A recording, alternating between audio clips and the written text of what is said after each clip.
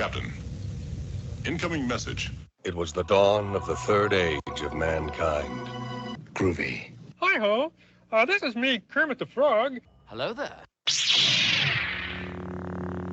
I find your lack of faith disturbing. Not a great plan. Program complete. Enter when ready.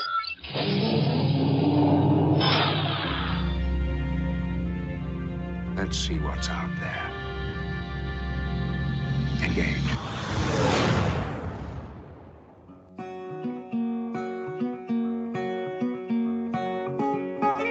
Hey there, we're those sci-fi guys. This is that Those Sci-Fi Guys show. Just two looking dudes, different lives, different jobs, but a whole lot of love for science fiction and the fun that comes with it. We are your hosts. I am P.S. McKay, and I turned back a politician at my front door today, not knowing it.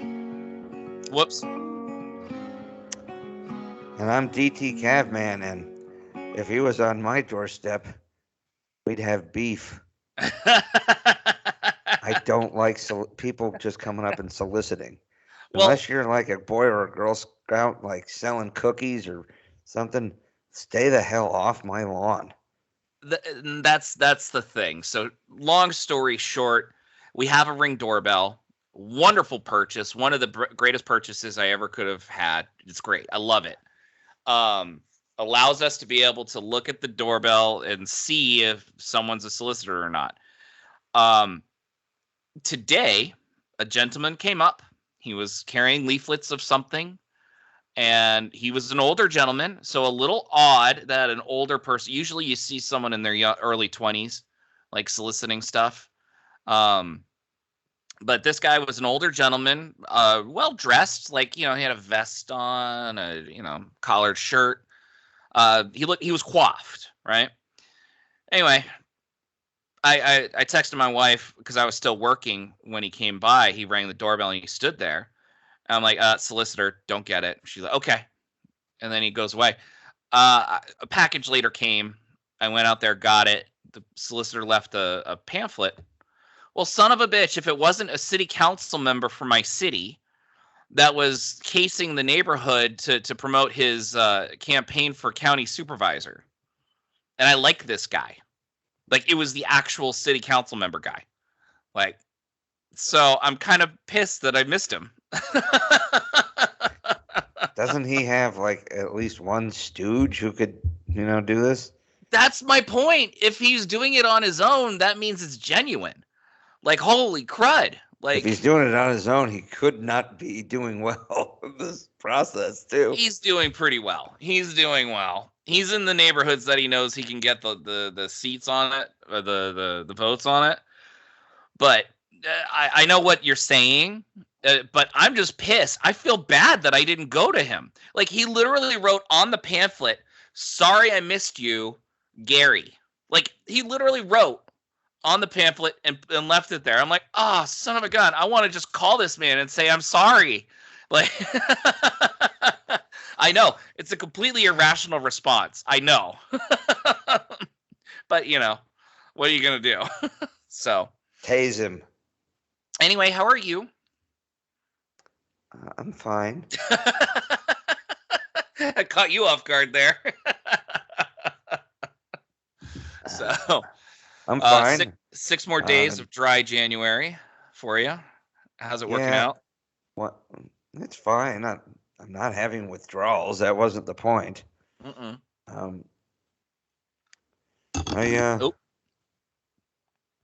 may have to not make it all the way to the 31st. I think the 31st we have a project. Oh yeah, we do. Yeah, we got a special guest potentially appearing. So spoiler for upcoming. Sneak preview more than a spoiler. Sneak preview.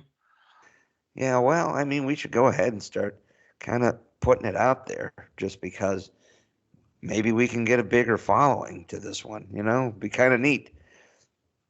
Well, any new thing's a new thing. So there is literally a podcast that almost sounds exactly like us. With a retired military person, people of his general friendship, persuasion. And I'm thinking we should probably reach out to them too, because gosh darn it. No, I didn't reach out. I should. I'm going to. I want to.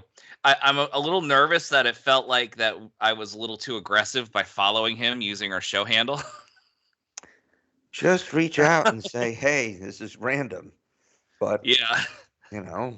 It looks like you guys have the same exact idea we do. And you know, more power to all of us. So let's open a dialogue. Join forces for a special episode or something. Yeah, that would be fun. Yeah. I think I've listened to a couple of their episodes. They've got some good insight on the stuff. As good as ours? Well, I mean, better than yours. So, why do they have someone who shits all over everything too? Yes, they do, and I completely agree with them. So, do they have somebody who tries to look at the bright side? No, not at all. See, then they are different than us. Kiss rules. Yeah, good call. Good call. All right, good call. All right, good call. So we got some format, special format changes coming up for, just for a couple episodes or two. So I'll reach out to those guys probably this week.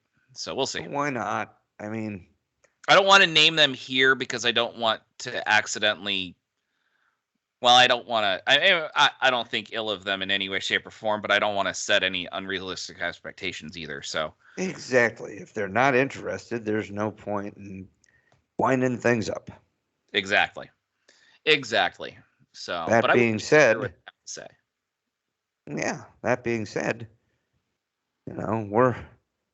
we're just chugging along. I've checked our count. We're at 154. This is 154 right now. Yep. Pretty insane, right? Yeah, I'm pretty happy about it, man. We just got to keep grinding. And there's plenty of material coming out. I know. I feel bad because I haven't touched Echo. I was on a conference call with some coworkers of mine. We have a nerd discussion once a month, and they always want to know what crazy rant I'm going to have.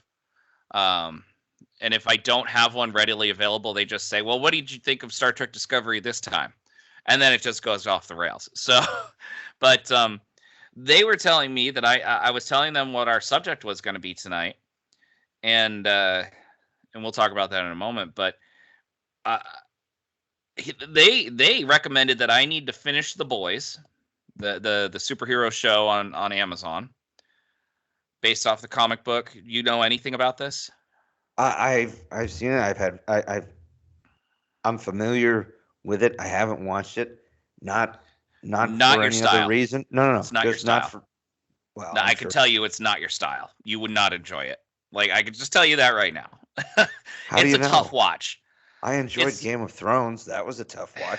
Yeah, but you're right. But it kind of existed in its own little bubble where this is to kind of subvert the superhero genre. Whereas we always knew that fantasy had its dark side. Superhero genres didn't unless they were bad guys. Everything's dark now. I know. Look at Batman. Well, yes, and they can. I mean, Batman was originally kind of dark because it was kind of noir, but I mean, right? It is what it is. My point is, you could probably watch the first episode of The Boys on Amazon, and you tell me. But they also were suggesting that I watch the cartoon Invincible, also about superheroes. I also heard that can have some pretty dark moments too. Very dark, like a skull gets crushed in within the first episode. Like, yeah, like a family of superheroes, and it's like dark. But I was told that it's brilliant writing, and I need to see it. And I'm like, okay, fine. So I need to do that. I haven't watched Echo. Watch that. What was it? Jupiter Rising. Oh yeah, with Mila Kunis. Josh Duhamel. Yeah. No, not that hunk of Oh, shit. that's Super Ascending. I tried watching that. It was one of those ones that was on a Yes. plane ride from Saudi. I tried watching it. It was like, bleh. Yeah, that's where an aging superhero is trying to hand it off to his kids, but Yeah, and there's a lot of backstory about it's all there. The original heroes are like Depression era. You know, uh, it was weird and it got dark at times, really dark. But yeah, I don't know. I mean, I'm not opposed to darkness, to seeing the grittier side. I literally just finished Master of the Universe Revolution. So, oh, you watched the whole thing? All 5 episodes? well, tonight, Mrs. Calfman had to be at our daughter's Girl Scout, took her and had to remain there to assist. I was a little late getting home, so, took a quick shower, heated up some leftovers and sat down and started watching. They were only about 25, 26 minutes, most of them. And then, started powering through them and was already on the 3rd episode by the time they came home. And I still had almost 2 hours before we were going to pod. So, yeah, I got through all 5 episodes. You got through all 5. I don't regret it at all. Was it good? 5. Did you like it? I did. It was. I mean, it plays in with what we're going to talk about tonight. So it's exactly what we're going to talk about tonight. And how about we just get that started? Hold on one second. And I am Adam, Prince of Eternia, defender of the secrets of Castle Grayskull. This is Cringer, my fearless friend. Fabulous. I love this part. It was so good. It's right in. By the power of Grayskull! I have the power!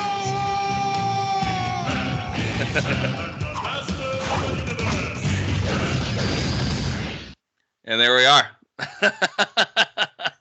There we are. Yeah. We are talking about He-Man tonight. With the gestalt of He-Man. We're gonna He-Man and the Masters of the Universe franchise, so to speak. Mm-hmm.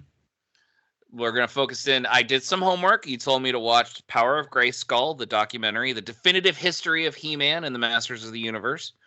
At least up until 2017. Yes, and then although they didn't talk really about the 2002 show. They talked a little bit about it. They did only a little.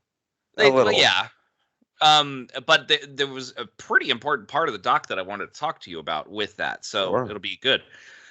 So I did that homework, and then you told me to watch the first 3 episodes of the 2002 show. Well, I watched would love the you first if you 5. watched all of them. Great. That's a lot. I watched 5, so I mean I couldn't stop. I loved it last night. It was great. It was awesome. So we can talk about that. About 2 hours. And I have memories of. I know. Well, I had to finish the doc too, so 2.5 hours. But we have memories of the original He-Man show that we can discuss and memories, or maybe have watched episodes recently. You never know. So, okay. So, talk to me. How were you introduced to He-Man? Honestly, some of my earliest TV memories were watching He-Man because, 4 or 5 years old, was interested in He-Man, watched He-Man, had a ton of the toys. So it was something I just remember growing up when I was young. I kind of feel the same way. It just felt like it was always there when I came home from school. Part of the Power Hour, and what was it? It was He-Man, because I think it was He-Man and She-Ra that started it off in the afternoon, and then you had Transformers and maybe GoBots. I don't know. It just depends I on don't where think you lived I don't at think the they time. had Transformers and Syndication. GoBots back to back. They might not have. But it was GI Joe, Transformers and GI Joe. So all Mattel Transformers and stuff. GI Joe were, I think, all done by the same. They weren't Filmation though. No, they were not. But it was all Mattel stuff. Like so, that was 2 hours of solid commercials for children to buy toys. So, And to be honest with you, pretty decent sized franchises.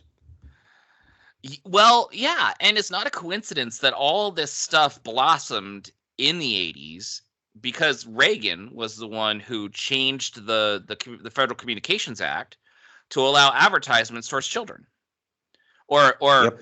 TV shows featuring toys to children, which mixed blessing, let's say that, but there's everything has a cost. They sure pumped out some fun stuff, though. They really did. That's the point. I mean, it was like uncool to advertise directly to kids, but damn, did it leave us with good memories, did it not? Well, when you think about it, some of the TV shows that they made to sell these toys ended up having such long-lasting impacts that now as adults, we've gone to see the updated movies or the rebooted TV series. We are the nostalgia generation that Hollywood is trying to pander to. Oh, they pander to us hard now. Hard. Like, I mean, everything's rebooted. Nostalgia. It was 80s, and they're trying to reboot all the 80s and 90s stuff right now. And unfortunately, it's not quite working. But not all of it. Well, they don't know how to reboot anymore, but that's another story for another day. That's because they got rid of all the on and off switches. That's how I'm serious, man. Like the computers that turn it on, turn it off. Turn it off, turn it back on when it was. Oh dear God! Up, it rebooted. Now you gotta like hold buttons down or multiple different buttons to turn things off. Seriously, it's the same point. Everything is more complicated to reboot something now. When I hold that button down to turn off the computer, I feel like I'm smothering it with a pillow, going shh, shh. It's okay, go to sleep. I find your lack of powering off disturbing. And then it lets out that last scream of. Just give me a switch. Click. I know. Little slide. Give me something that's a tactile finality. Tactile switches can break though. That's the problem. Not as streamlined. Anything can break. Well, true. My soul for one. Computer off. Yeah. True. So. Oh dear. Anyway. So He-Man, right? And then it spun off She-Ra. Yep. Had a movie. I'm pretty sure I went to see the movie. I didn't realize the movie existed until 1991 when I saw it on HBO for the first time. Shortly after we got HBO, and I'm like, "What? They've got a He-Man movie? This is insane!" Yeah, and I it's thought like it was 5 the years greatest old. thing ever. I thought it was it was 5 years old. I thought it was the greatest thing ever, but I was also sitting there going, "Well, why did they change the Orko character? And why didn't they have like the rest of the masters, like Didn't you say you watched She-Ra? Yeah, why didn't they have She-Ra? Oh, no, I was talking about the theatrical He-Man She-Ra spinoff. Oh, when they go to Earth. No, that was the Christmas special. The actual movie that went to the theater, the cartoon movie, where they spun She-Ra off. Never saw that. Wait a minute. So when they introduced She-Ra, when Adam goes to Etheria. Well, I saw that. I watched that on YouTube actually several years ago, but I don't remember it being a movie. I'm not disputing it, but yeah. It was a movie. It was in the theater. I actually did not see the Dolph Lundgren Masters of the Universe live action movie in the theater. Right. Okay.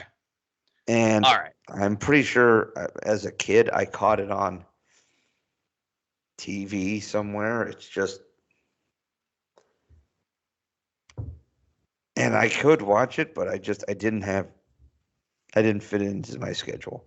I had kicked around the idea of watching it, and then last weekend we were all out, so we weren't around last weekend when I probably could have squeezed it in. And the weeks before was hard when I'm at work at 4 a.m. So, and I'm going to bed at like 9.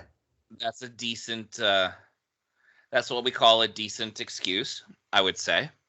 So, and to be honest with you, I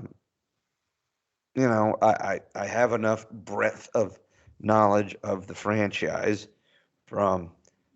Well, I did watch the 2 documentaries, but I've also rewatched some of the animated shows. I did try watching the pilot episode of The New Adventures of He-Man and fell asleep. Granted, I was tired, and I was throwing it on while I was chilling in bed, and dozed off. He-Man in space. I just remember when that attempting to watch it as a kid and just going, man, this isn't He-Man. You and I were like 9 and 10 years old when that came out. We were like, no. We were pretty discerning. For that age, because it wasn't He-Man. It's one of the reasons why it didn't take off. No, when they moved him off planet. Yeah, it was not. So maybe we should focus this around the documentary, because the documentary goes through all the eras and everything. He-Man is He-Man. It talks about how Mattel wanted to compete with Star Wars. To compete with Star Wars. Because they screwed the pooch and passed on Star Wars. They freely admitted they passed on Star Wars. Oh yeah, yeah. Like, they couldn't. They couldn't do it in time. They couldn't do the toys in time. So they're like, no, people are going to be too pissed at us for that. No. And then what was the company that took it? Kenner. Yeah, Kenner took it up, and basically parents were buying IOU toys, like pictures of the toys. Yeah. From Kenner, saying these toys will be available in 6 months for Christmas. Or where for Christmas they were buying the pictures, saying these toys will be available in 6 months and you can get it. And it worked. It worked. That's insane. It was a bold strategy. That was one of the first big franchise builders. From a movie that I guess some of the other, and if you watch some of the other episodes, in addition to the Power of Grayskull, some of the other episodes of the toys that built us, or the toys that made us. The toys that made us, yep. Yeah. Talked about how, previous licensing didn't work out well. Planet of the Apes and other things like that just didn't really work out well. Well, first of all, how was Planet of the Apes a kids movie? It was so bleak. Like, that was modern Hollywood, by the way, not postmodern Hollywood. Postmodern Hollywood starts with Jaws. Definitely starts with Star Wars. That's when postmodern Hollywood really kicks in. But modern Hollywood was all about what do you call it? Deconstruction. Analyzing the character's being and things like that. It was too heady for children to actually enjoy. And all the movies that came out for children in modern Hollywood, we're talking 60s, early 70s, crap. Just crap. Like you don't, there's a reason why you don't see children's movies from 1971 or 1969. Disney still had a few in there. They had a few, like Herbie and things like, but they were the only game in town. And it was the 70s Disney that started to flail, by the way. Yes, because it was the post-Walt Disney. And they started doing cheap. You were using like a lot of remake animation. Mm-hmm. It's okay. You just got to hide it better. So that being said, Mattel said we need a toy line, and long story short, they had some developers that came up with this idea of He-Man, inspired by Conan the Barbarian. Lots of iterations of him before they put him together. And with He-Man being a placeholder name too. Yeah, it was. Oh well. Also, the bad guy Seaman. Oh, that was great. The creator is like, yeah, his name was changed, thankfully, and then he brought it up again, and then we had Seaman, who that name really needed to be changed, but yeah, I know. Merman. By the way, just a quick nod. I was doing, and Merman didn't have a huge part in Master of the Universe Revelation. He had a small role. That was Kevin Conroy. Wait, really? He was Merman? Yeah, in the original iteration. In Revelation. Oh, in Revelation. Okay. Yeah. Wait till we get to Revolution. I won't spoil anything, but I'll tell you, the voice cast is ridiculous. Oh, I know William Shatner's in it. He gave that sounds away. Great, dude. He sounds great. Man's like 93 years old.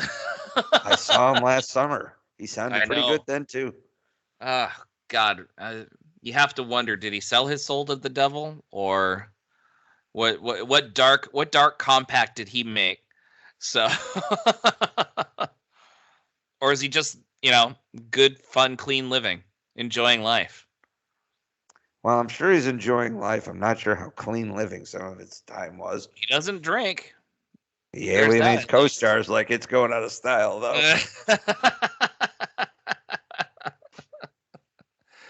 Oh, yeah. But you can't. I mean, well, no, that's not true. The TNG cast, breaks all the excuses, so it doesn't matter. All of them loved each other. All of them loved the shit out of each other. Anyway. So what I thought was neat about the documentary is that how they eventually were able to have Filmation come over and say, listen, we can make a cartoon out of this. And it can be cheap, but it can still look good. No, what happened was they went to them to make some animation for the commercials. Oh, that's toys. Right. Yeah, that's right. You're right. And then they were like, we could make it. What they did was so good. They were like, oh, yeah, you know what? Maybe we should make a show. That's where it went to. Yeah, that's exactly what happened. But the strange thing is like there was no background on He-Man. It just kind of there was no books, no comics, nothing. He was built out of the ether as a toy. I love how it's like slapdash when they go to these conventions to like sell it off. Like Yeah. Well, how are we gonna know what's the deal? Dude's thinking up on the spot. Well, we'll have a comic book. Yeah. Oh shit! I gotta do a comic book now. They had 4 different comic books talking about the origin of He-Man. 4 different ones, all different. And the original intention that came with the toy, by the way. Yeah, I know. The fact that Grayskull was like. It was something to be competed over. Right. It was a prized command center that everyone wanted. Not quite like it ended up being in the show where Grayskull is defended by He-Man because Skeletor's always trying to get in it. So it's only like half of the original plan. Yeah. But I like when they did Power of Grayskull didn't show this, but the toys that built us, the toys that made us did. Where, because remember, He-Man and Skeletor had the half of the sword, and the sword was designed to open the gate of Grayskull. Which is not in the 2002 reboot. No. Not Skeletor. It's not even in the show. The original show. In the original show. Yeah. But that was in the toy line. That's how they figured it out. Right. But again, this was because they were building the toys before they made the show. The show actually did a halfway decent job of at least putting a little bit of reason and mythos to it. Right. 2002 got really wild. But you do know that Skeletor had the dual swords. He did, and he put them together. They'd had the dual blades on them, and I noticed that. And he in Revelation, the Netflix thing. It was literally Seaman. Wow, He-Man's sword. That's a hell of a Freudian slip right there. He-Man's sword that connected to Skeletor's sword. So they took the original concept of the toy line in Revelation. Correct? Yeah. Am I wrong?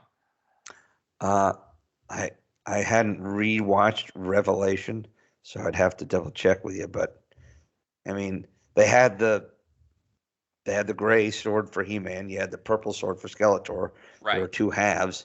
You could stick them together and it would make one a little bit more stronger sword.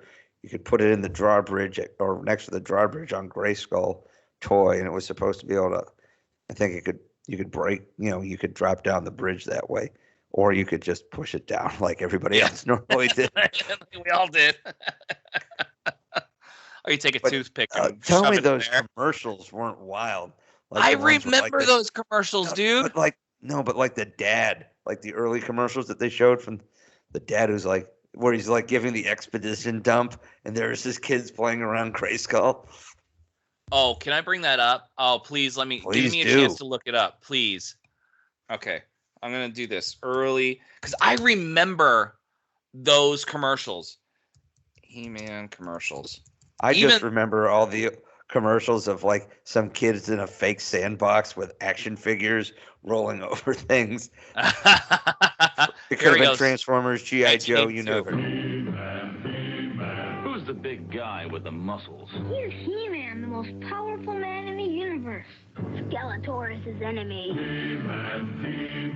I don't quite have the He-Man, music Skeletor, right. and Castle Grayskull. You have to put the castle together. You're doomed, He-Man. Oh, yeah? Watch this action, Dad. Now I have the power. He-Man and Skeletor each sold separately. Castle Grayskull also sold separately from the Masters of the Universe collection from Mattel. Now, be honest. No, some of the later ones where there was literally like a dude like giving exposition over these kids playing. Oh, really? Yeah, it was in one of the documentaries. Like some older guy like Skeletor is trying to get to the secrets of Castle Grayskull. It's like, oh my god. Yeah. How did they There's a whole montage that's 20 minutes long that I probably I mean, we could just like make that the whole pod, right? But it would be like Mystery Science Theater 3000. Yeah. Hey, look at this commercial. It gets very visual at that point. Oh, wait. Here's the one where here's the commercial where they show battle damage.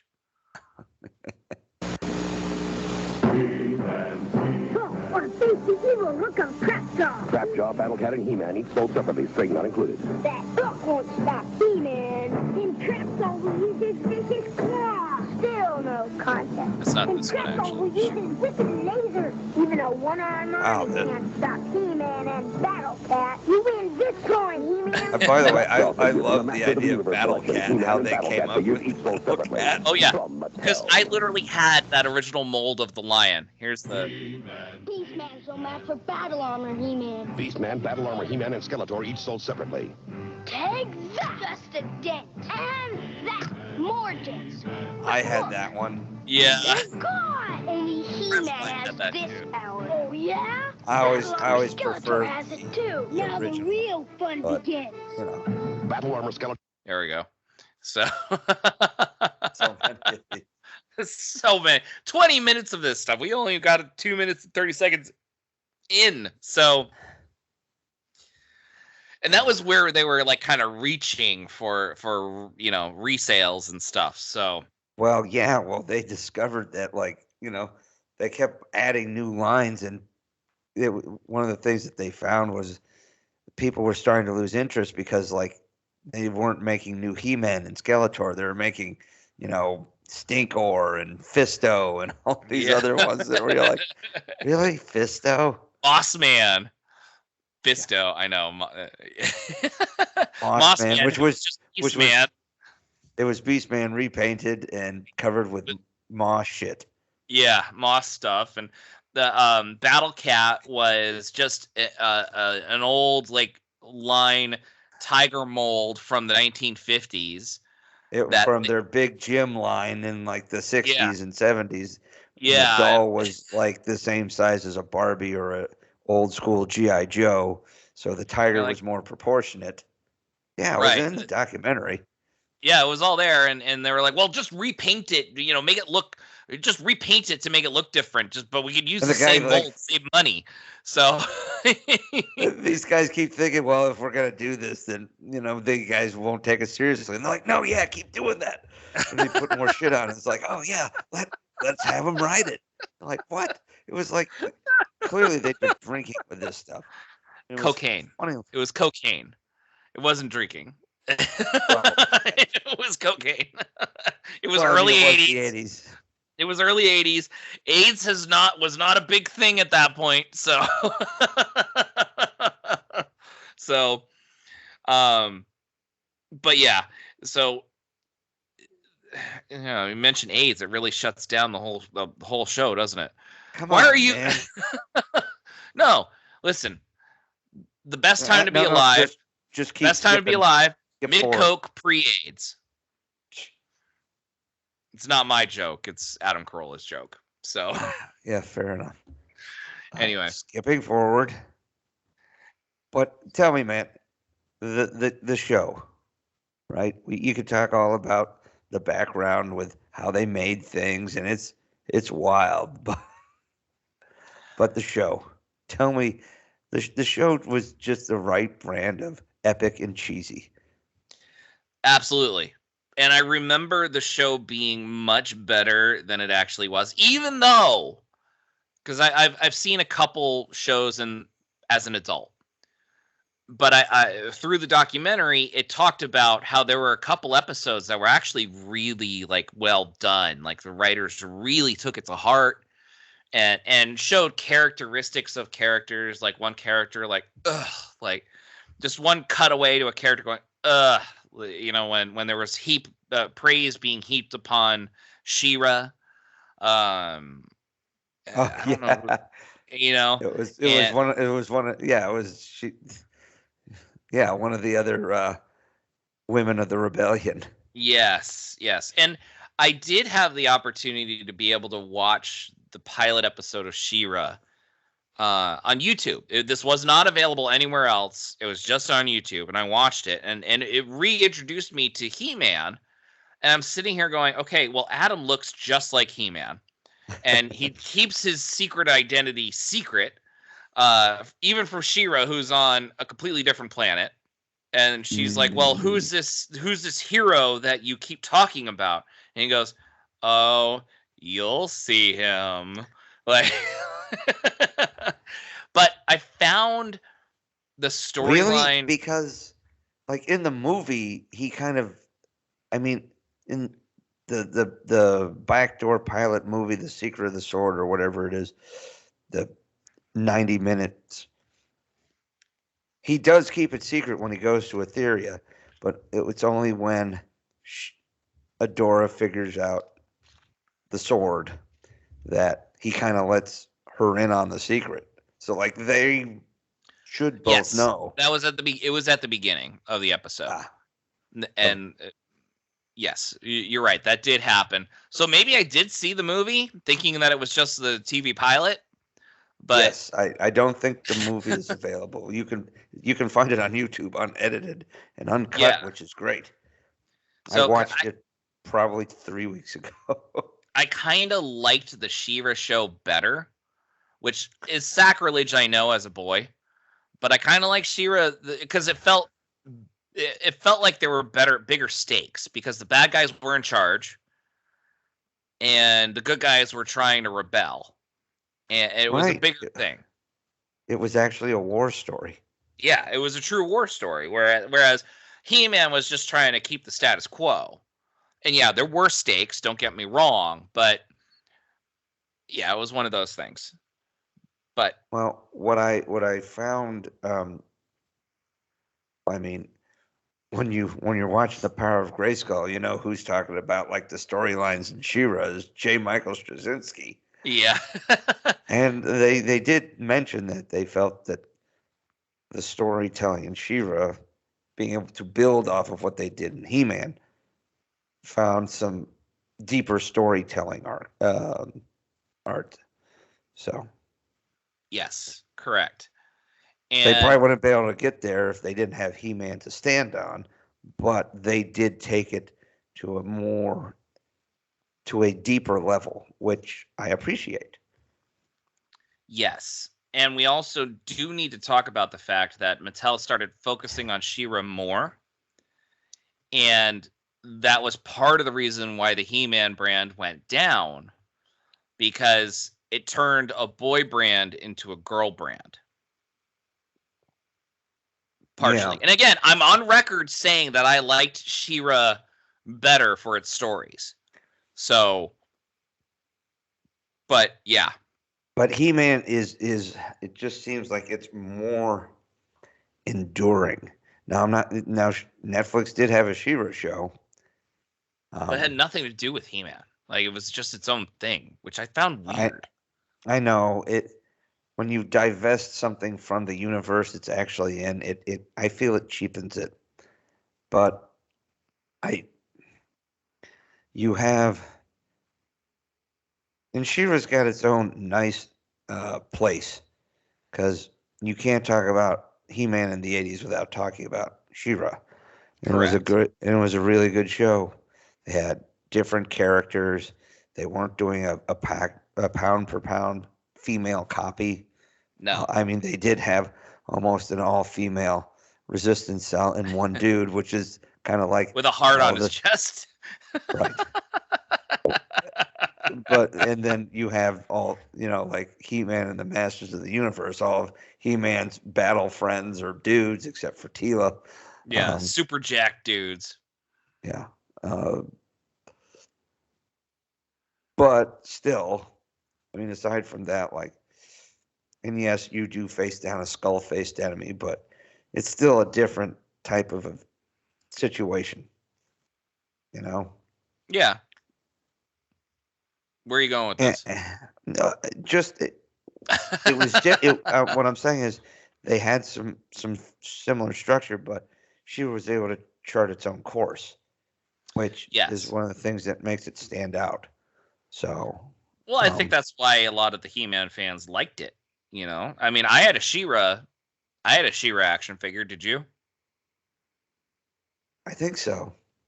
My mom actually lent me her old Barbie brush to brush out She-Ra's hair when I was a kid. So a brush from the 60s, early 60s, to brush out 60s Barbie's hair. She lent me in the 80s to brush out She-Ra's hair. Well, it's kind of funny. Papa Mack was not happy seeing me sitting there in the living room doing that. Probably not. It's funny, like almost all the villains from She-Ra were published under the Master of the Universe line. Right. Hordak, all of them, they were built the same as any of the He-Man action figures. Same ripped muscles and whatnot. I had a lot of the villains from them. I don't know if that's just because a lot of people bought them more because it looked like all the He-Man stuff, and She-Ra was all very... I like the bad guys from She-Ra better than the bad guys from He-Man. Except Skeletor. Hordak was an awesome bad guy, though. Yeah, but you can't beat Alan Oppenheimer's just approach to Skeletor. There's just... You can't beat it. Hold on. I'm gonna pull something up. Keep going. All the snark, the cackle, the very well done, like yellow skeleton. I mean, it somehow they made a very accurate looking. They drew a very accurate looking skull. Yes, made it look sinister. Here you go.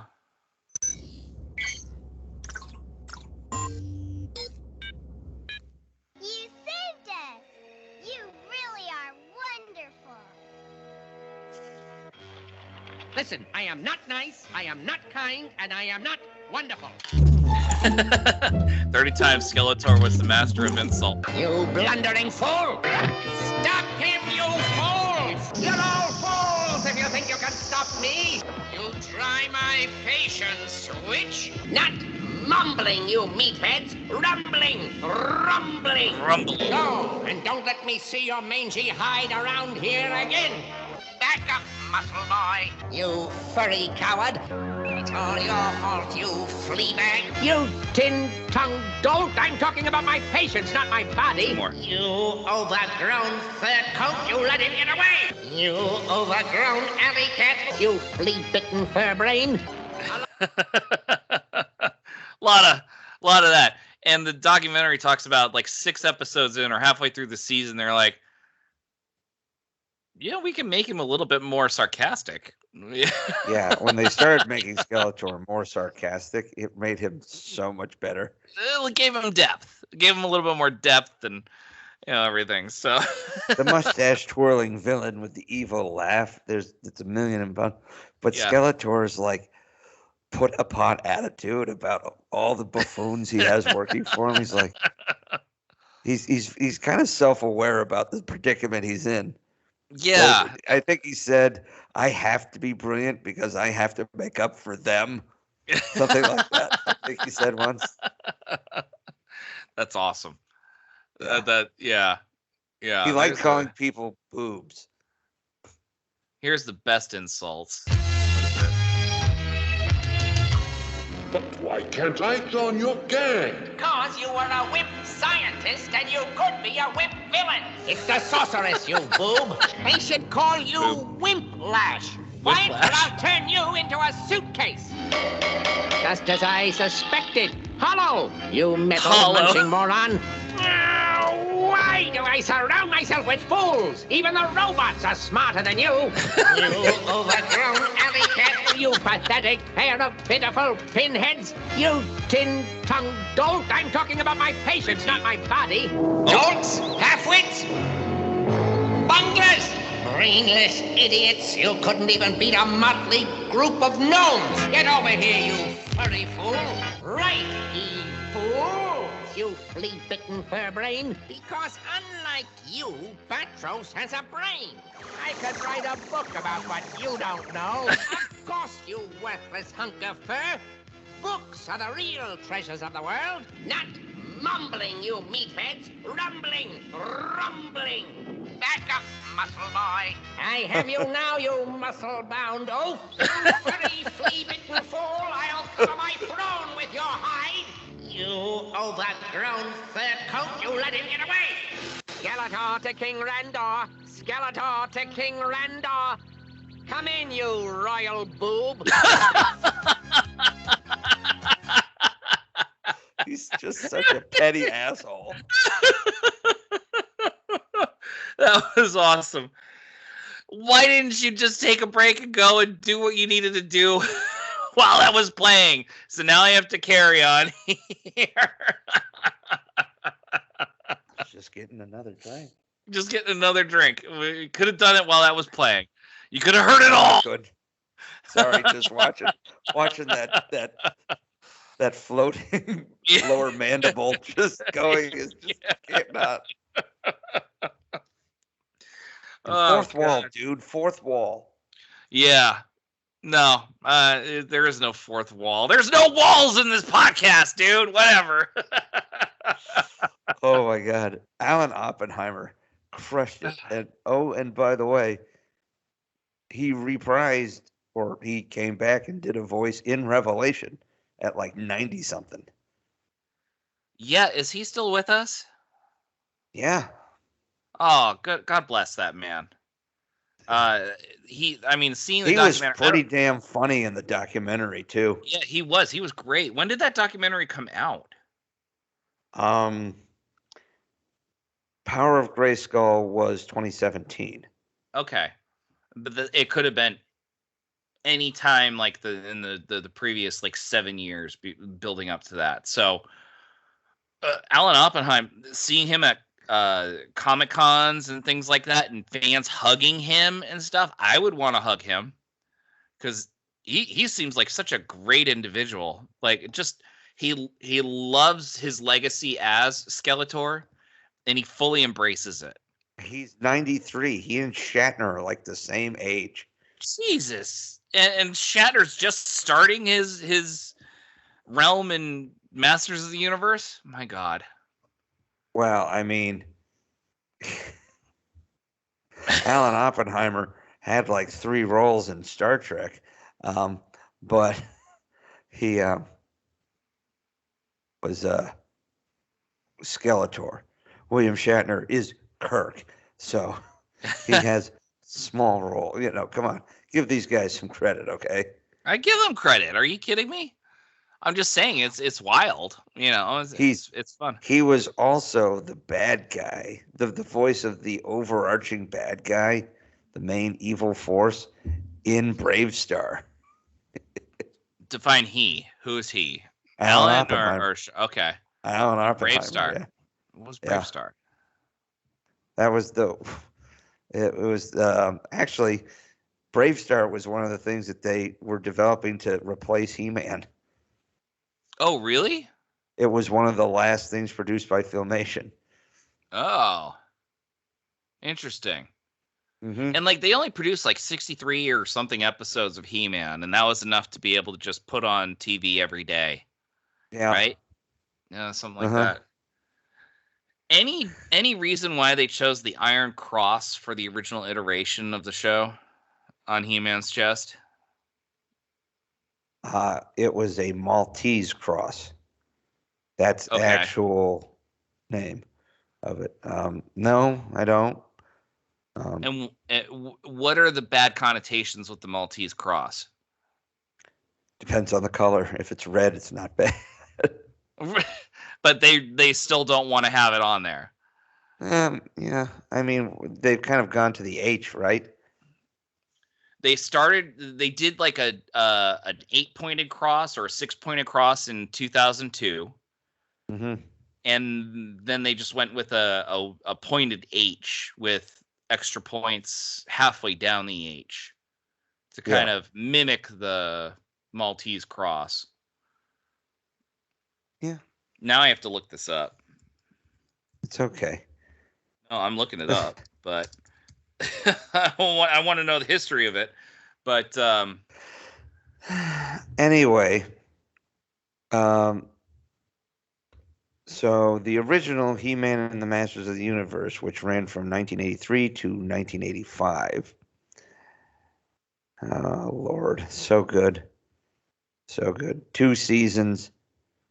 And then we had the movie, like the movie, motion picture movie with Dolph Lundgren, which you and I never saw until it came to cable or in the early 90s. Yeah. Awesome. There's a big history with the Maltese cross to the point where I just can't. Dang. Controversies? Eponyms? Nope. Never mind. Just leave it alone. Yeah, definitely need to abandon now. So, and by the way, we just need to mention that we're not going to talk much about the movie, but in the movie, Courtney Cox. They made 100 and something episodes of He-Man. The original one? Yeah. They made 65 in the first season alone. Oh, damn. Okay.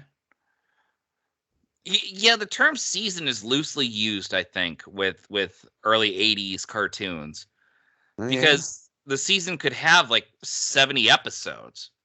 Mm-hmm. And that actually could go all the way up to the early 90s, too, with the way they did that. However, that being said, Courtney Cox was in Masters of the Universe, as was Robert Duncan McNeil, otherwise known as Tom Paris from Star Trek Voyager, as her boyfriend. Yeah, and they really used so little of like the established He-Man mythology that it really pissed a lot of people off. Well, that was the thing. They talked to the producer, and they didn't really talk to the director, but they talked to the producer about it and the art director, and they're like, "We can make this our own thing." And I'm like, "No, you don't make it." And he was talking to the camera crew for the documentary, going, "There's no reason that we couldn't make it our own thing." He was indignant, almost like, I don't understand why Mattel was so adamant that we needed to make it look like the toy. Like, I'm like, are you an idiot? Are you an idiot? Yes, you made something that looked cool, but that's not what you were hired for. Yeah. I mean, that's the issue, right? Egos clashed, but they didn't clash, but they did. They totally clashed. And then there was just bad management for the movie when it came to the final outcome with the set. And I mean, they had to kibosh the whole choreographed fight at the end and just do something improvised, even though they worked for 2 months on that fight sequence. Yeah, Frank Langella was not happy about that. No, but Frank Langella, bless his heart, says that was his favorite role as Skeletor. Well, he took both Skeletor and the role of Jaro Essa in Deep Space Nine as basically for his kids.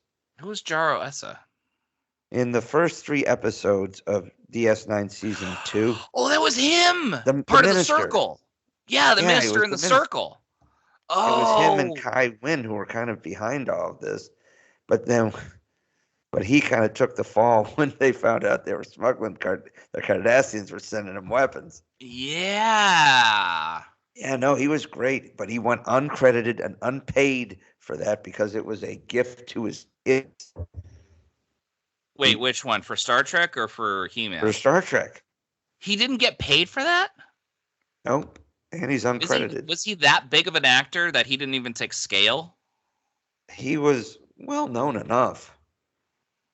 Let's see. Yeah, well, for He-Man, his son would run around saying, "I have the power," and that convinced him to take that. And I believe, come on, confess yourself, you did it too. I did it. Who wouldn't? Yeah.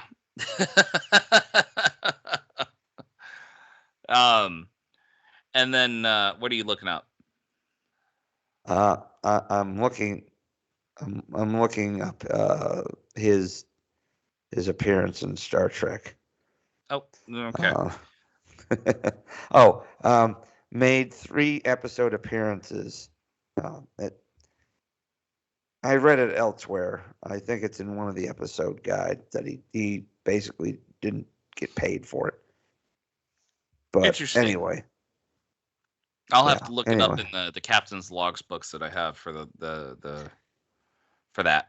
So anyway, that being said, moving on to, do we need to talk about the He-Man reboot in 1990? Can we just talk about the homework that I did? Well, let's just say it wasn't good. They tried to bring it back. He-Man gets, asked to go help. Did he get sent to the future or something? No idea. It just wasn't good. I tried watching it back in the day. Didn't grow well. Didn't really like it. I ended up falling asleep when I rewatched it. The synopsis is, He-Man, the legendary planet of Eternia, has been summoned to a futuristic planet of Primus to defend the planet from the evil mutants of the neighboring planet. However, his old adversary Skeletor follows him, allies himself with the mutants to fight to conquer the whole universe. Together with the galactic guardians of Primus, He-Man fights to defend the planet and all its power resources from the continuous attack from Skeletor and the mutants. It was not good. All I gotta He-Man say and Skeletor didn't look anything like them. Visual continuity matters. Visual continuity matters. And I will bring up the case in point of the show Beast Wars, Transformers Beast Wars, where they eventually showed their hand to say, oh, they went back in time to when the arc for the original 1984 Transformers show was dormant with the original Autobots.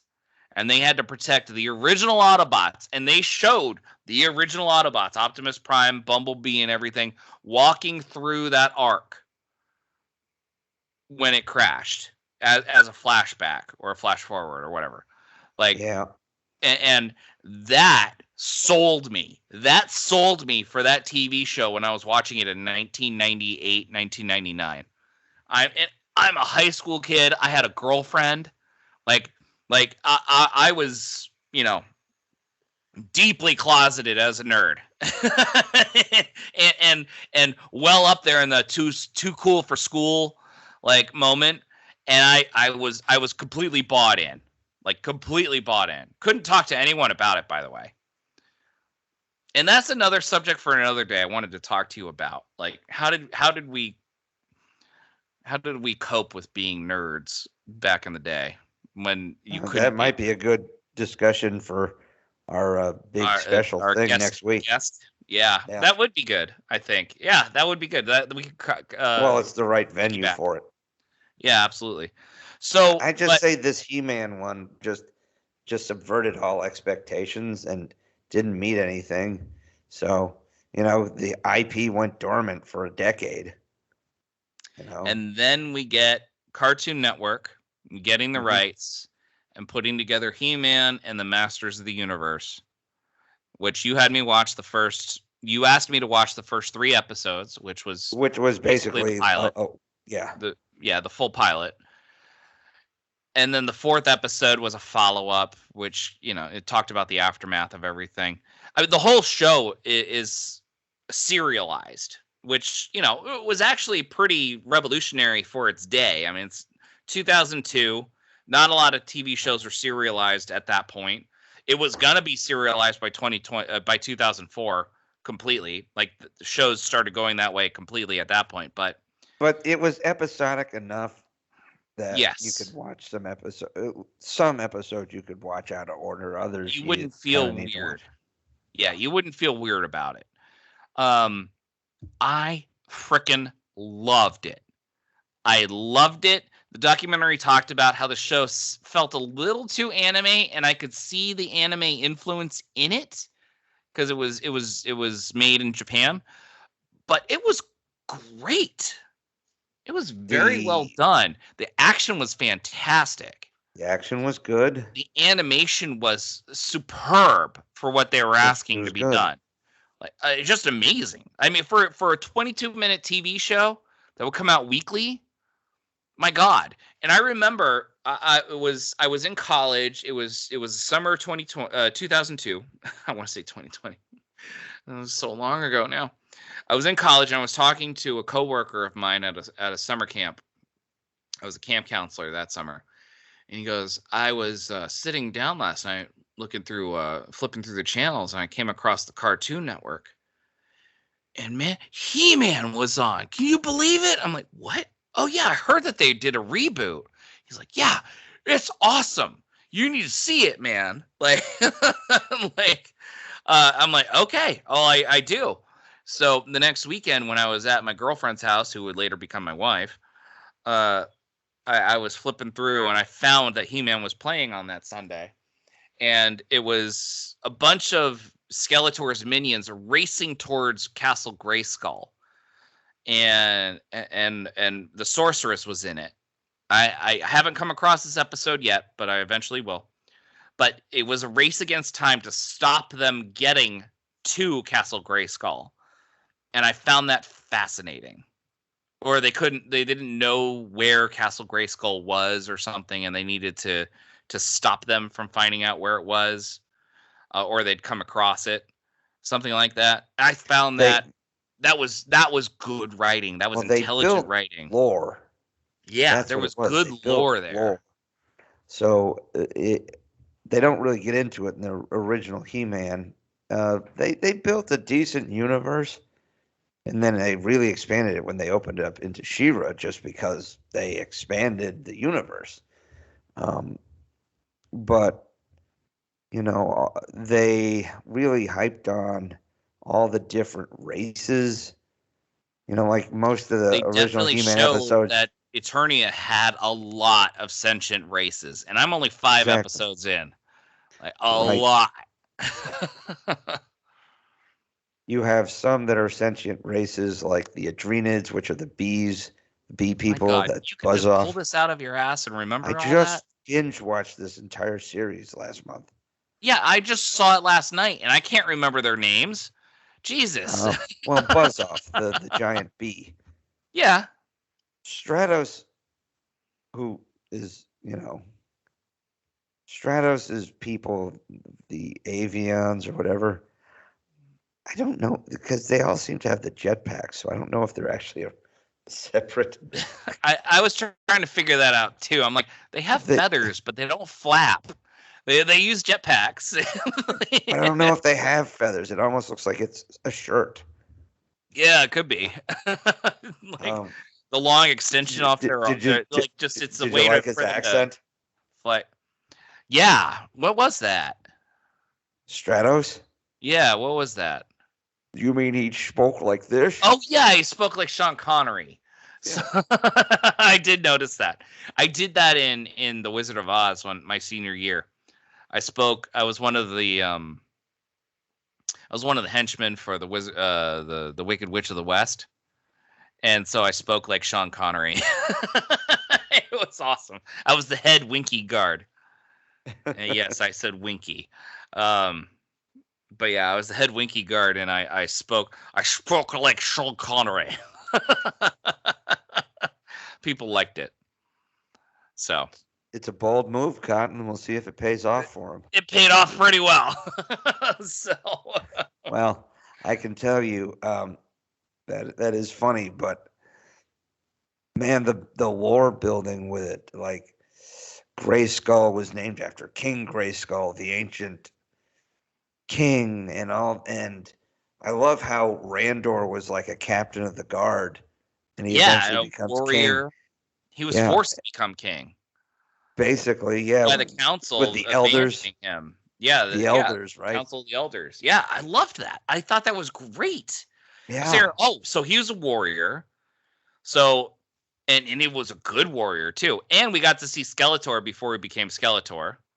What was his name? Keldor. Keldor, that's right. And he tried to use a potion to I don't know, kill Rancor. It was like an acid. Yeah, it was an acid, and it bounced back onto his face, and like he left, and we didn't see his face for until the next episode or something, or the end of the. I'm acid and your glue. Yeah, something like that. But that was good. I liked that. That was really good. I mean, it was. I mean, it's classic good storytelling from the early 2000s, like where they were trying to build lore, they're trying to build a universe or rebuild it, and doing it in a way that aged up with the audience that grew up with He-Man in the 80s. By the way, and the documentary does talk about this, where they talk to the producers and the writers of the 2002 show. They were all fans of He-Man growing up in the 80s. And they're like, it was so great. Yeah, they were all fans of the original He-Man. They're like, it was great. We were all fans. So we were having the greatest time of our lives recreating this He-Man lore in this world. And it shows that the people recreating this show loved it, respected it. And wanted to make it bigger and better. Yeah, they did. They took what they had. And it was almost like kind of like Battlestar Galactica. They took something a little more cheesy. Pretty much from the same era, by the way. Right. They didn't go. I mean, they showed consequences in the 2002 He-Man. Yep. Because it was more serialized, and people did get pretty messed up.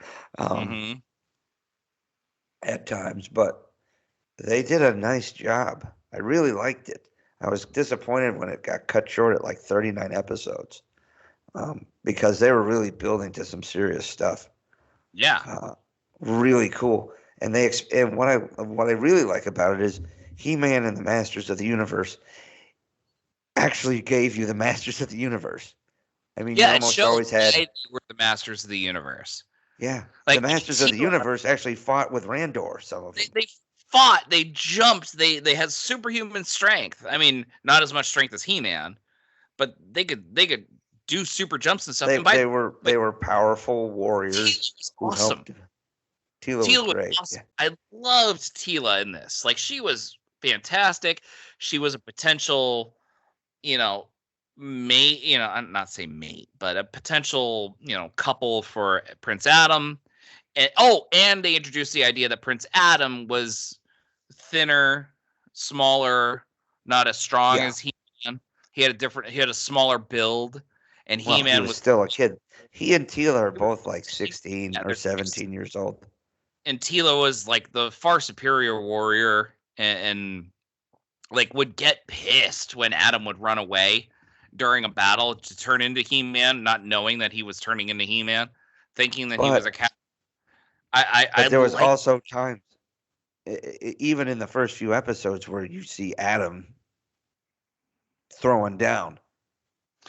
Well, because he was jealous of his alternative persona. Well, yeah, there was also times where he would, and you'll see in the series, there's times where he's like, "Oh well, maybe this doesn't require He-Man, and I can do." Sometimes. And then he's proven wrong, but but it was. I really liked that build up. I liked. By the way, Teela was not annoying. She just was a warrior, and I liked her development. She had a duty, and watch the whole series, and even though it ends in abruptly, watch the whole series and see more and more of the things that come up. It's really good. They continue lore building. Oh, I will. This is one of those things I have to watch all the way to the end, and I'll be watching more episodes tonight after the recording. I mean, I thank you so much for telling me that I needed to watch this and where to watch it, because I thoroughly enjoyed watching it for those 2.5 hours last night, and then I threw on He-Man Revelation just to see the contrast, and I was reminded of how strong that show started, and then just the first episode, it started real strong.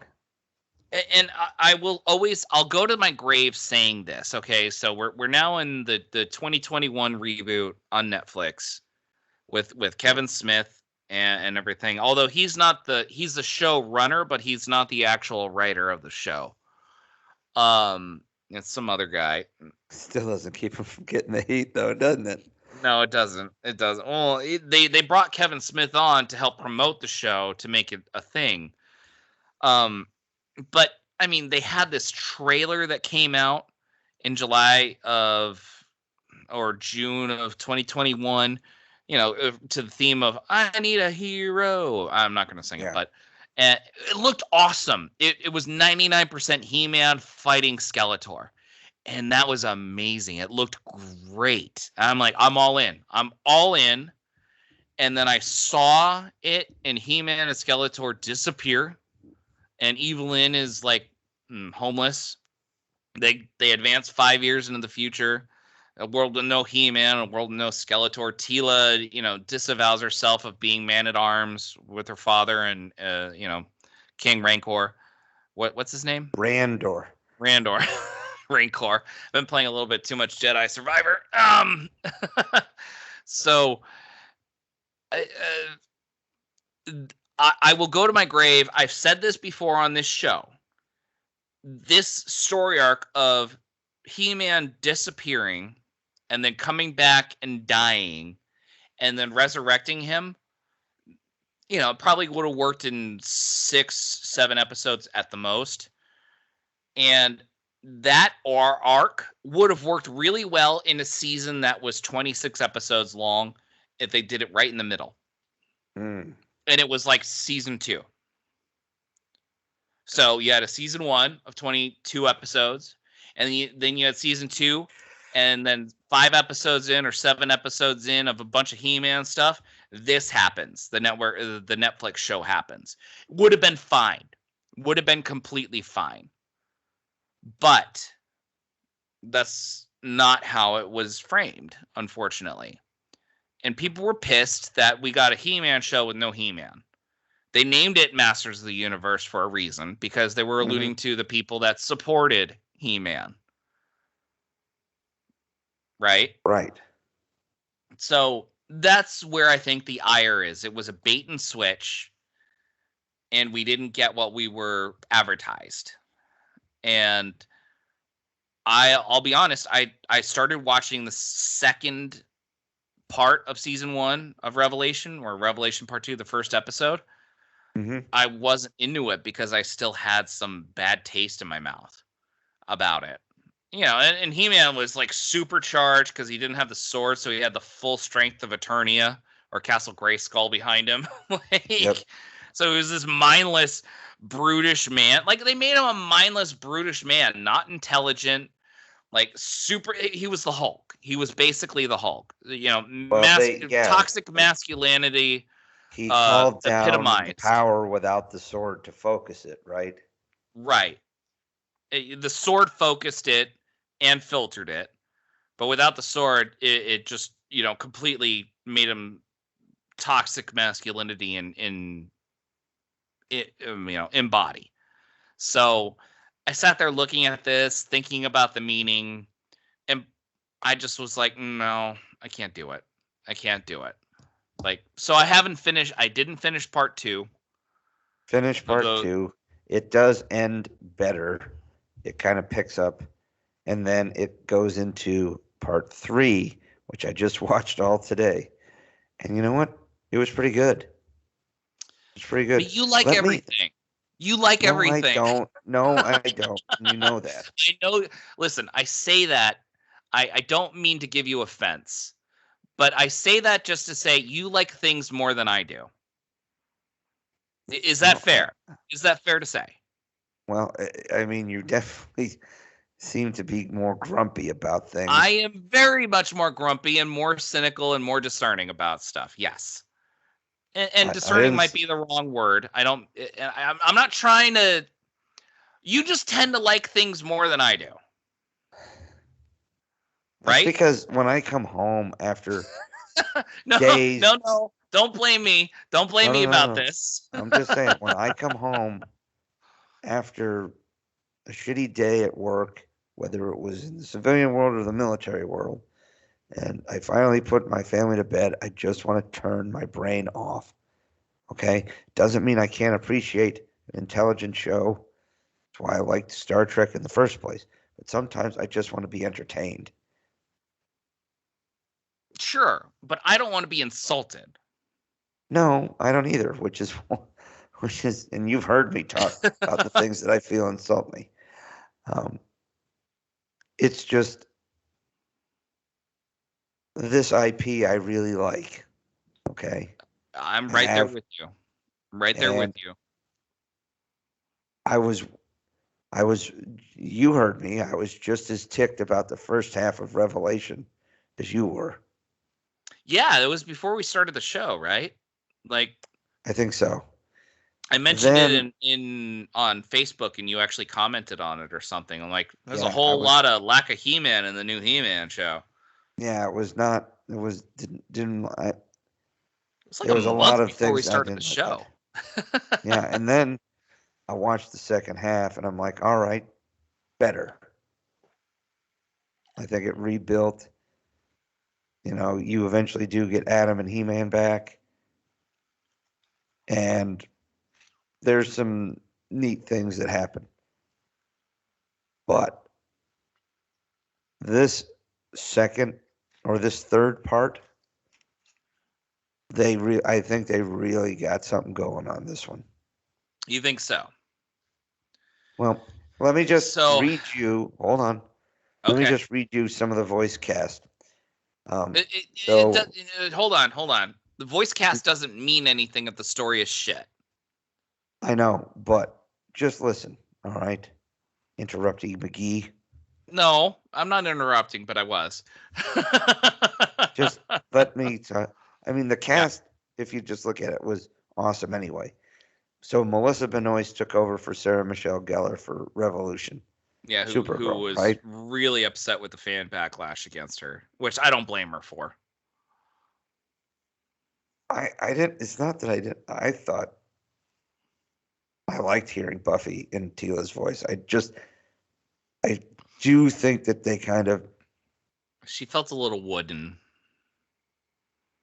Yeah, She was a little. I rewatched the first episode last night of Revelation, and she was a little wooden.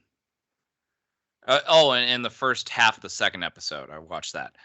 She was a bit wooden. That was a tough part. She wasn't great, and I love Sarah Michelle Gellar.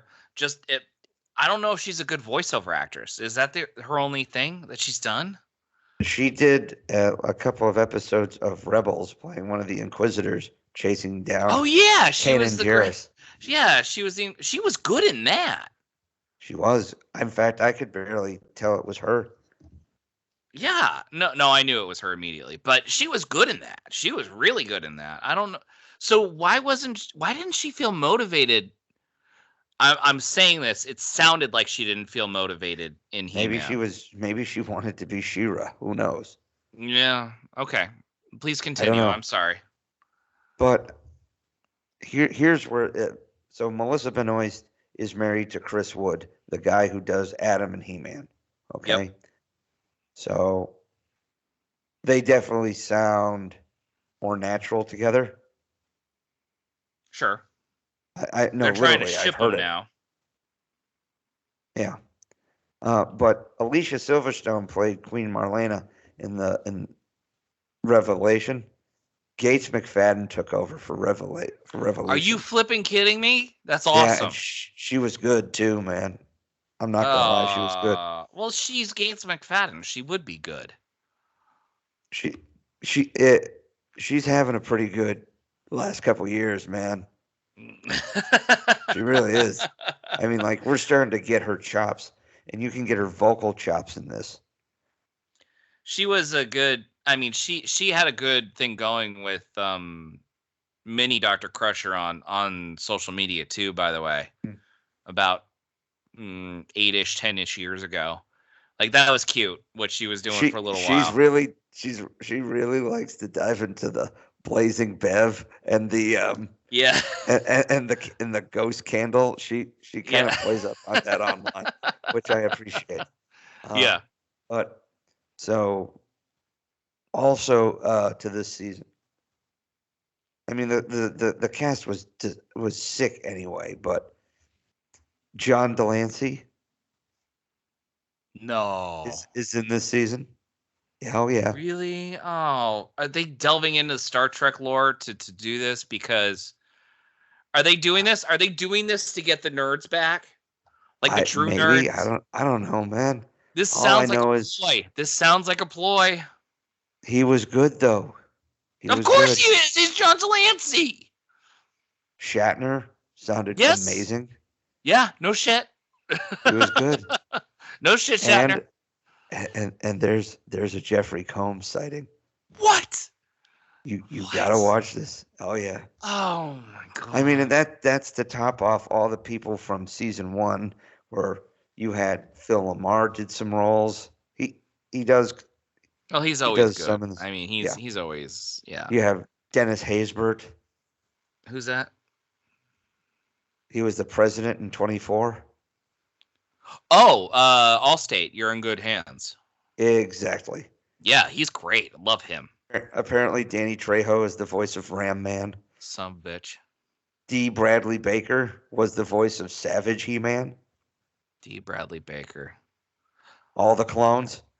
Oh yeah, I was beginning to watch Bad Batch season 2. I got like 2 more episodes in. I know. I'm so stoked. I gotta finish that. I gotta finish that so we can watch it. Ventress is gonna be in season 3. Son of a bitch. So yeah, they just dropped a new trailer this week. It looks awesome. I pulled up the episode that I was watching in season 2, and there were literally 4 cast members in the whole episode because that guy voices all the clones, and then you got Omega. And then a couple other good people. That's it. There are 4 people in that whole episode. They're the only 2 regular cast members. Yeah. So. Oh, and when they bring in special guest stars like Rex or Cody, still same guy. Same guy. It's probably the cheapest voice actor role situation ever. It's all the same guy. Dude, You have Mark Hamill as Skeletor in this, and he's great as Skeletor. He is great as Skeletor. He's fantastic. And I mean, God bless Mark Hamill for really encapsulating who Skeletor is. Oh yeah. Like Alan Oppenheim did. I mean, just awesome. Like, well, Alan Oppenheimer came back as Moss Man in season 1. He which did. Was pretty cool. Yeah, we talked about that. But I'm just saying, like, God bless Mark Hamill for understanding the gravity of what the show and this series is. Oh yeah. You know, he doesn't have to do it. Let me read off the voice actors who are in this. So Diedrich Bader. Yeah. He's done a ton. He was the voice of He-Man in 1990? I don't know. Yeah, he was. He was the voice of He-Man. In the 1991? I don't know. He was, though. I remember reading that trivia piece about him. Oh, Continue. okay. Oh. He was Batman in the Brave and the Bold cartoon, which was pretty good. No, that's what he was.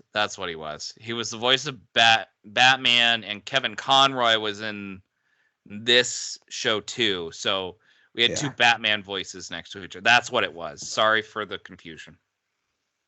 No, that's okay. I still love you anyway. Yeah. Don't make it weird. Just so you know, he was in Gargoyles. Yeah, he was. Which one? Bader or Conroy? Bader. Yeah, he was. I forgot what, but yeah, that's good. Gargoyles is awesome. Yeah. Okay, so there's another one. Stephen Root. Oh yeah. He's Cringer. Bill Dauterive. Yeah, he was Cringer in 2021 too. Well, yeah. He's Milton. Yeah, Milton from Office Space. Yeah. Kevin Conroy was Merman. Yep. Henry Rollins. Who's that? Former heavy rock star, comedian, host. He was in like a ton of like the I Love the 90s or something like that. Okay. Was super ripped dude too. He sounds like he would be. Henry Rollins. Jason Mewes. You know, oh yeah, Jason Jay. Mewes, of course. Yeah, he would need to be there. That's Stinkor. Of course he was. Stinkalicious. Alan Oppenheimer. Justin Long. Oh yeah, Justin Long. Tony Todd. Oh, Tony Todd. Another Star Trek alum. Yeah. Damn it. Old Jake Sisko. Oh yeah, it was brother. Great. Kern.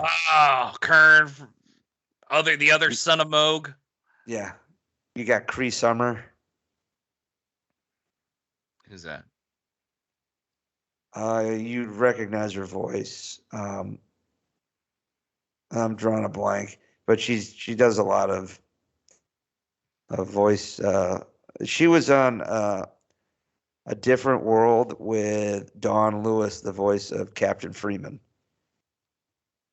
The Cosby Show spinoff. Oh, okay. But she's gotten into voice acting. You'd recognize. Oh yeah. I just pulled her up. Yeah, here she is. I gotcha. Yep. Method Man. Method Man. Danny Trejo, Kevin Smith. Danny Trejo. Yep. D. Bradley Baker, and Meg Foster, who was Evil Lynn in the 1987 live-action He-Man movie. No. Yeah. No, they replaced the Game of Thrones lady. What's her face? No. She's not Evil Lynn. She's just in this. No, Lena Headey is still Evil Lynn, and is still great as Evil Lynn. And she's too strong of evil. I was worried that they would have written out Evil Lynn. She's a strong character. They would have needed to keep her. Yeah, no, she's still crushing it. Keith David. Good. Oh, Goliath is Hordak. Goliath himself is Hordak. Wait, Hordak's in this? Yeah. They teased it. Do we see She-Ra in this? I can Or do you not want neither to comment? confirm nor deny. Son of a bitch! That means I have to watch this damn thing.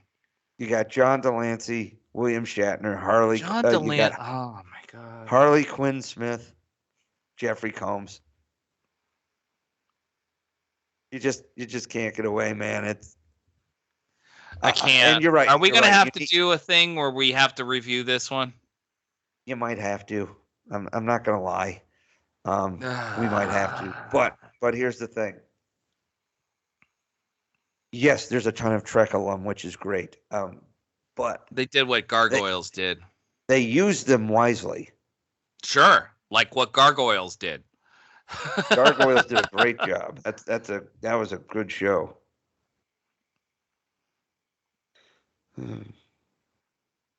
So you're saying I need to watch this? Yeah, you do. You do. So you got to finish the other one. I don't want to finish. If you don't finish the second part, the third part's not going to make sense. I understand that. I get it. Oh God. The second half of Revelation does pick up. You got to get. It ends better than it starts. Okay. I just remember seeing the Hulk just pulverizing the Eternian city, and I'm like, oh, I don't need this anymore. Again, toxic masculinity. Why he's awful. He's bad for. We need to have Tila tame him or something. It was all bad messaging. All bad messaging. Let's just say you get a lot more He-Man in this, but you do get a lot of Prince Adam, which is not bad because you actually get to see Adam grow and mature. And he and Tila are more as co-leads. Does he get rid of the royalty and say we need to create a democracy? What?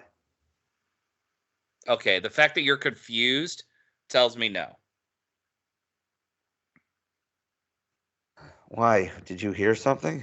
I did hear that. I heard that why it's called revolution is because they get rid of the monarchy, and Adam says we're going to create a democracy. That's not why it's called revolution. Okay. All right. Good. I'm glad that those sources are wrong. So, which means that I have to watch this now, and that's why God bless you, sir. That's why you're here. Like, because I would not have watched it unless you're telling me to. Because remember the lower decks lesson that I had. Remember the lower decks lesson. Like, you son of a bitch. Here you go.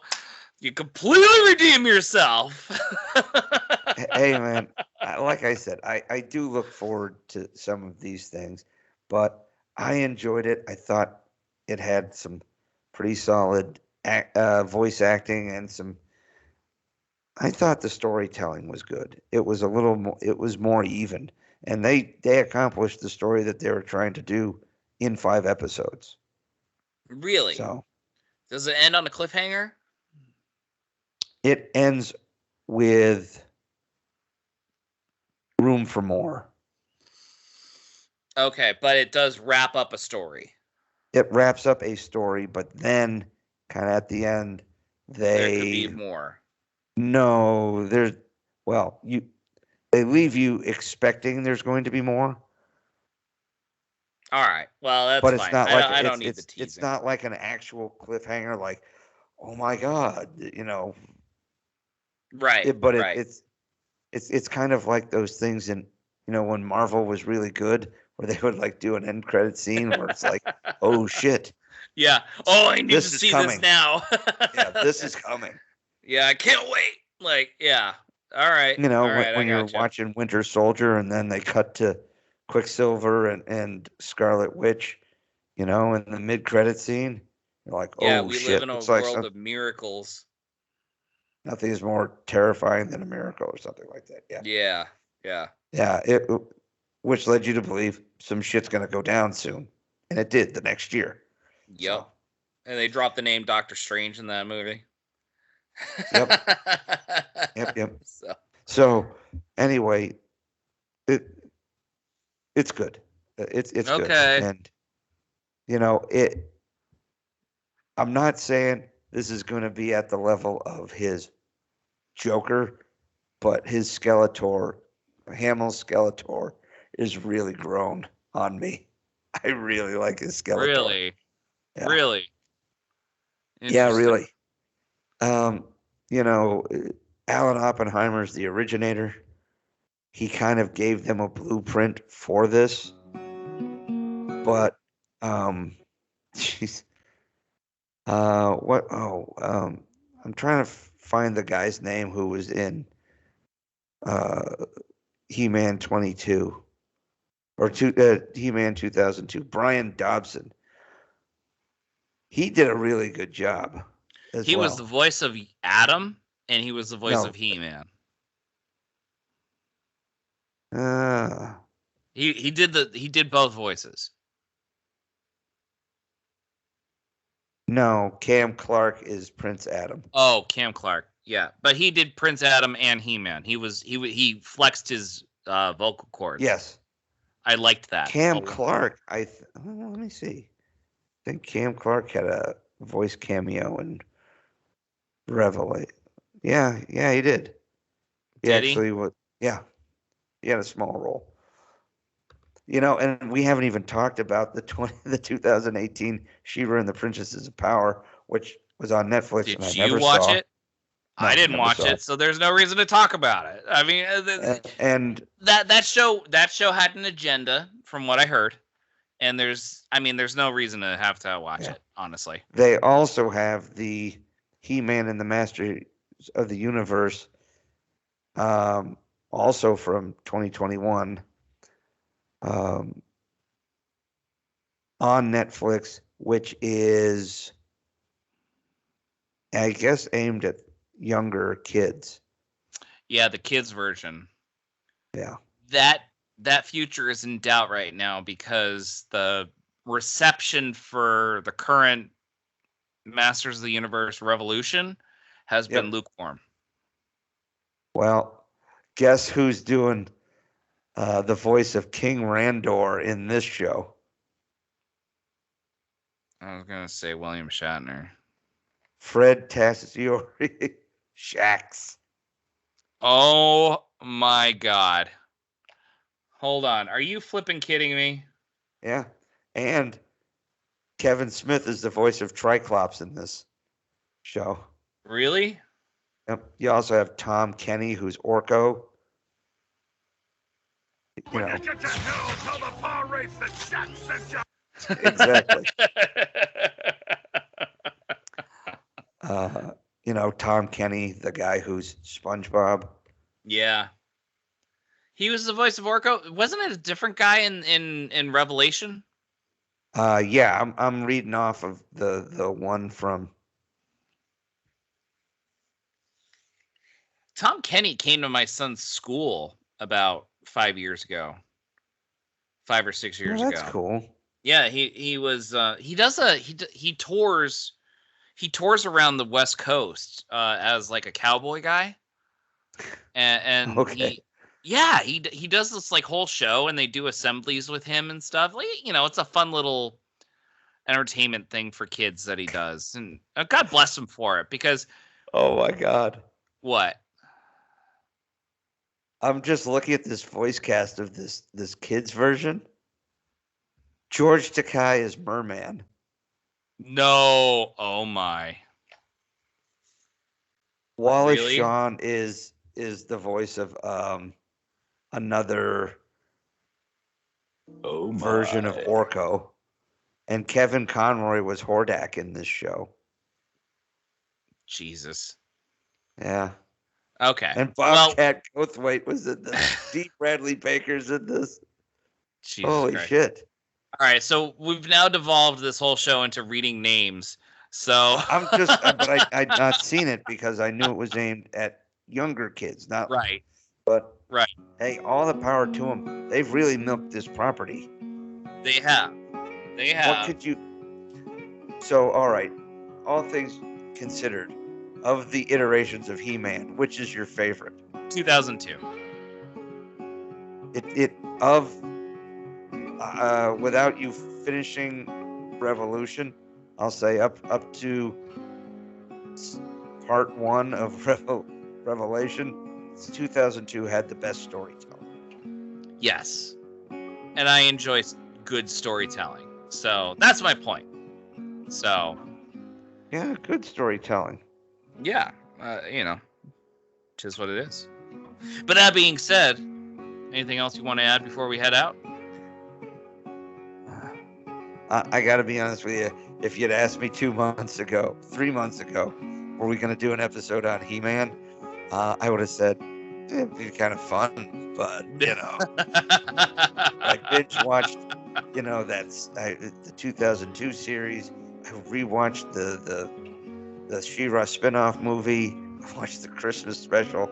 I've watched Revolution. I've rewatched a few episodes of He-Man, and I have definitely listened to that theme song a lot. Mm-hmm.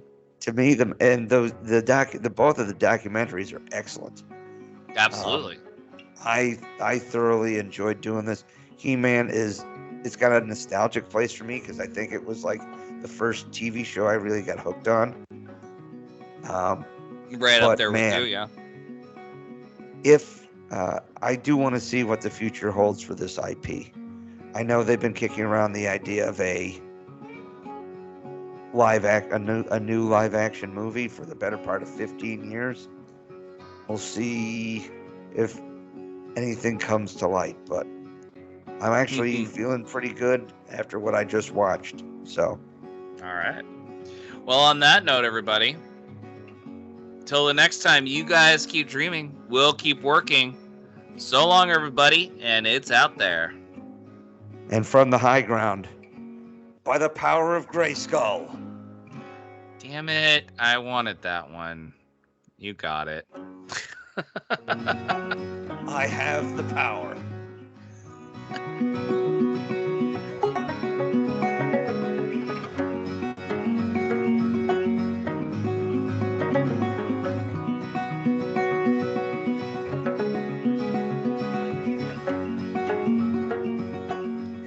Those Sci-Fi Guys is an independent broadcast by Alpha Sci Productions, produced by DT Cabman and P.S. McKay. Music courtesy of Camtasia. For more information on upcoming episodes, follow P.S. McKay on Twitter at P.S. McKay or go to thosesci-fi guys.com for past information. So long, everybody.